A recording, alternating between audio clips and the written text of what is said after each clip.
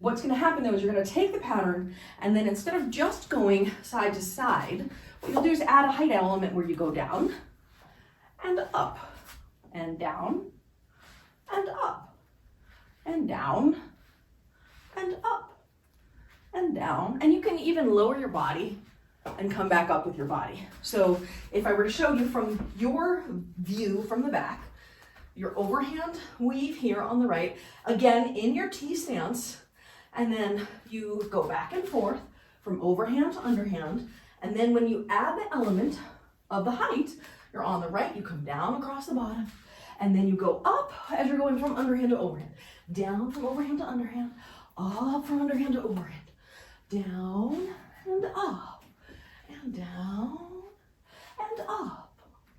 And I just add some nice stylization to it.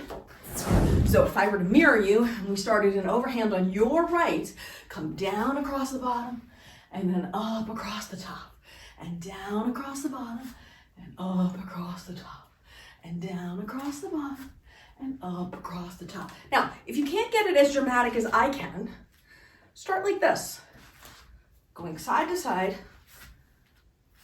and just turning with it, and turning until, so you can see, turning until you lift your heel. So that just you're turning, you lift your heel, turning, you lift your heel, turning, you lift your heel. So that you feel comfortable and that you can really go one on each side. So you really have to have this version where it's 1 and 1.